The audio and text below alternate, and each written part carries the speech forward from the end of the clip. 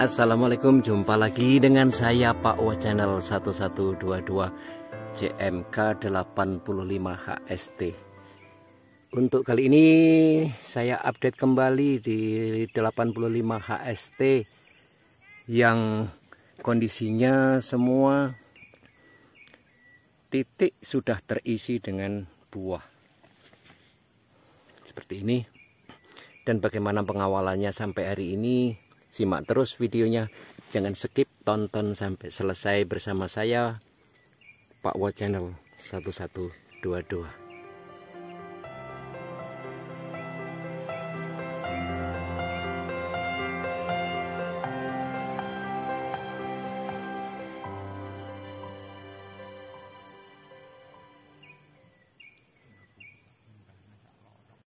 Yang perlu saya sampaikan teman-teman, di tanaman saya yang pada saat sekarang saya review, kondisinya sudah mengalami stagnan, sudah berhenti tumbuh tunas ke atas secara keseluruhan, dan pembuahannya sudah terbentuk dengan maksimal. Dan inilah proses untuk penuaan buah sampai proses pematangan. Secara keseluruhannya sudah stagnan, sudah berhenti untuk mempersiapkan pemasakan buah. Kondisi yang ada di bawah semuanya sudah penuh dengan buah, teman-teman. Buahnya sudah penuh dan sudah ada yang merah, dan hari ini dilakukan pemetikan yang ketiga, tapi tidak banyak teman-teman, tidak banyak. Dari setiap batangnya ada yang merah, ada yang merahnya banyak, ada yang nggak ada merahnya sama sekali. Nah, seperti itu. Namun tetap kita lakukan proses pemetikan.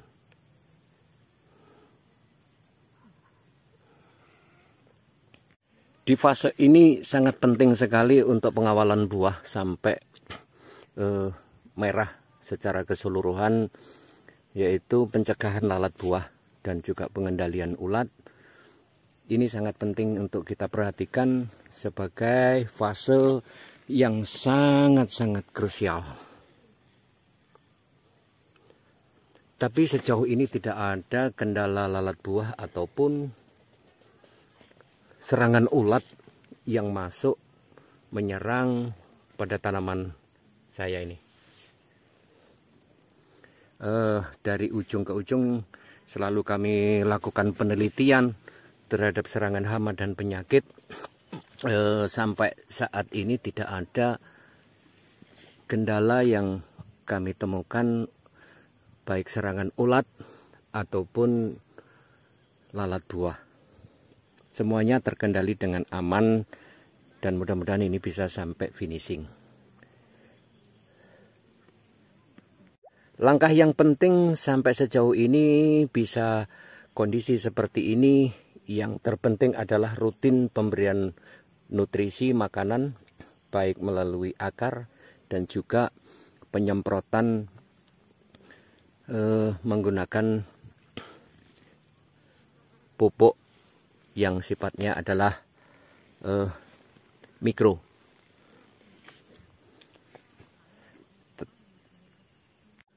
Meskipun kondisinya juga sudah tidak ada tanda-tanda serangan, sebagai pencegahan untuk dimetoat, bahan aktif dimetoatnya tetap kami lakukan untuk pencegahan penyemprotan, karena dimetoat itu tidak disukai untuk lalat dan kutu-kutuan.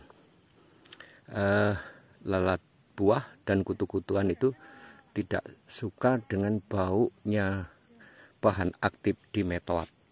Maka seringlah lakukan penyemprotan 3 hari sekali, meskipun secara acak, untuk pencegahan datangnya kutu dan juga lalat buah. Pemberian dimetoat juga secara rutin, secara otomatis juga mencegah datangnya kupu, sehingga kupu itu tidak datang dan tidak bertelur pada tanaman kita, sehingga tidak ada ulat yang menetas di tanaman kita. Kemudian di penyakitnya untuk patah ranting dan juga antrak, ini juga rutin kami berikan penyemprotan dengan interval 3 hari sebagai pencegahan dan pengendaliannya, sehingga sampai saat ini tidak ada tanda-tanda serangan penyakit yang menyerang pada pucuk ataupun daun, batang, dan buah. Semuanya terkendali dengan aman sampai hari ini. Penyemprotan kalsium secara rutin juga akan berfungsi meningkatkan kekebalan tanaman terhadap serangan penyakit, dan juga kalsium berfungsi untuk meningkatkan kualitas buah. Jadi buah itu akan terisi secara maksimal, tidak ada ujung buah itu yang kempet karena kekurangan makanan. Biasanya itu kalau kekurangan kalium ataupun kalsium, ujung buah ini tidak terisi sehingga bobot buah mengurang dan warna buah juga tidak mengkilat. Kekurangan kalsium ataupun kalium juga akan membuat tanaman itu menjadi rentan terhadap serangan penyakit. Maka kalium dan kalsium ini kita berikan secara rutin, baik melalui penyemprotan ataupun lewat bawah. Kalau lewat bawah itu kaliumnya kita berikan KCl dengan sistem tugal seperti ini. Kita tugalkan seperti ini. Untuk kalsiumnya itu kita semprotkan dengan campuran, sekalian kita semprot insek ataupun fungisida secara rutin. Maka yang terjadi adalah buah secara keseluruhan terbentuk secara maksimal, dan dari pangkal buah sampai ke ujung buah ini dapat terisi dengan penuh, sehingga bobot buah juga akan meningkat. Kualitas buah juga akan lebih bagus, kulit buah itu tebal dan berwarna mengkilat.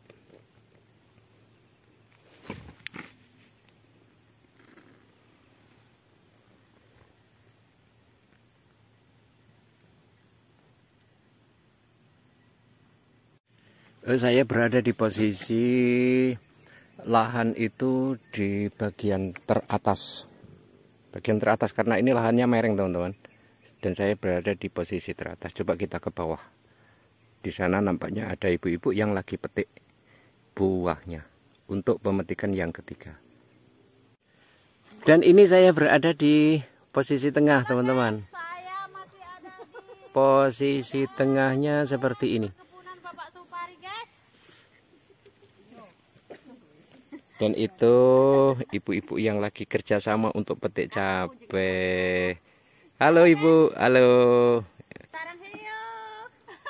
Itu juga lagi petik cabai. Ini yang baju merah. Semuanya merah. Tuh. Dan itu sudah dapat 1 karung.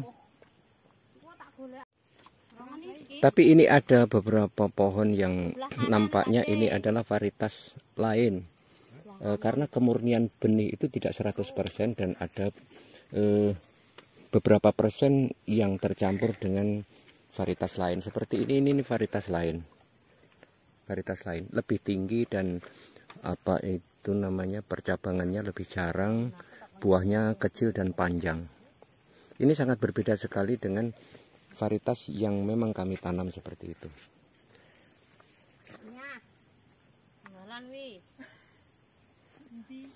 Varietas yang ini, yang beda ini memiliki sifat tetap melaju pertumbuhannya ke atas. Tapi yang kami tanam semuanya adalah stagnan. Seperti itu. Pesan yang sangat penting sekali teman-teman untuk pemberian pupuk unsur nitrogen itu, janganlah sampai pemberian nitrogen itu berlebihan. Sejak awal maupun di vegetatif dan generatifnya, untuk pemberian N nitrogen itu secukupnya saja. Karena N itu adalah pemaju tumbuh yang sangat memancing perkembangan daripada jamur, dan kondisi tanaman itu rimbun sehingga mudah terserang penyakit. Kalau pemberian N-nya itu memang sesuai dengan yang diperlukan oleh tanaman, tidak berlebihan, maka akan terjadi keseimbangan di dalam tubuh tanaman itu antara fosfat dan kaliumnya dan juga nitrogennya. Daun tidak berwarna hijau gelap seperti ini, tidak berwarna hijau gelap.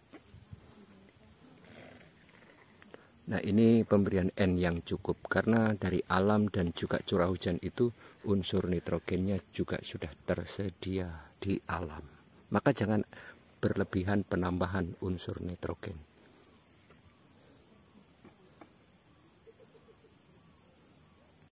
Sering terjadi tanaman teman-teman itu yang komen, ternyata setelah saya tanya secara teliti jauh terhadap teman-teman, penggunaan N itu memang tidak terkontrol dengan baik, sehingganya perkembangan masuk di generatif itu kebanyakan terserang penyakit, patah ranting, busuk buah, ataupun dan juga layu fusarium dan juga layu bakteri, karena tanaman tidak memiliki ketahanan tubuh secara maksimal. Berlebihan N tidak baik teman-teman, secukupnya saja.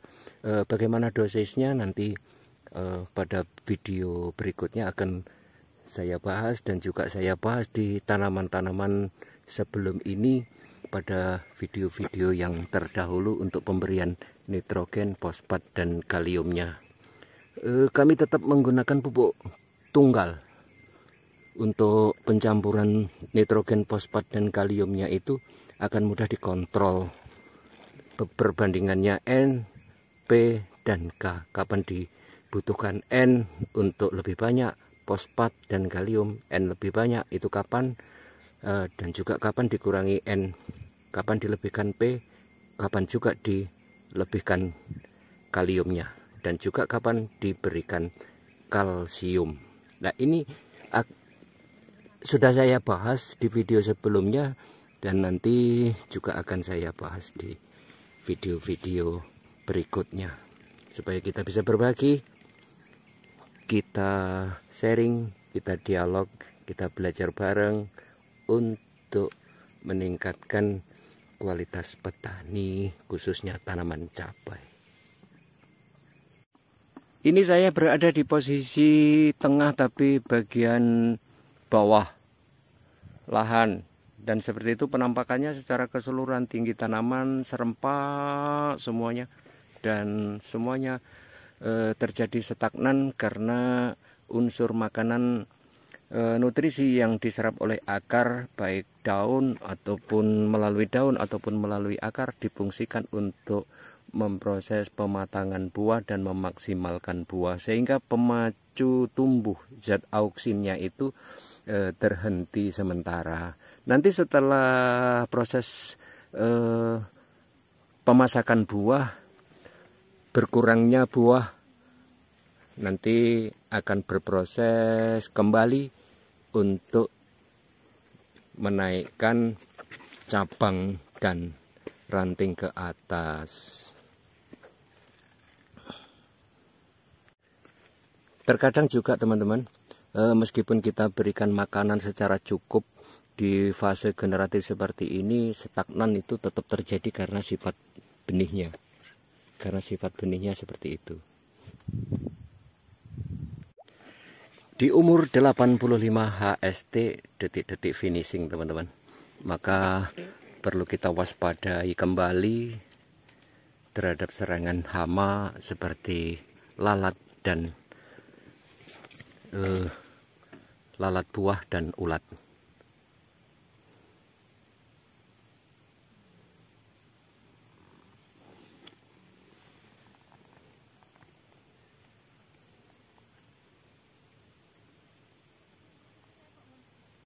Dan ini yang tanaman susulan teman-teman, kembali saya review, kembali saya videokan, tidak ketinggalan.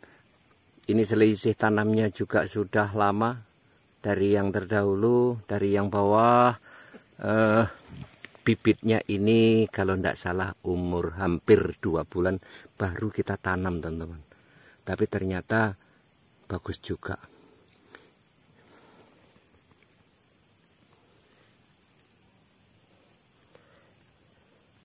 Perkembangannya tetap merata, kompak.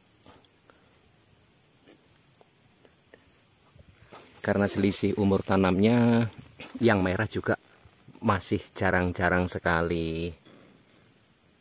Tuh. Luar biasa. Semuanya adalah buah dari dalam, luar, dalam. Nah, itu buahnya terbentuk dengan sempurna, maksimal, dan menunggu proses pematangan buah untuk merah dan berubah warna.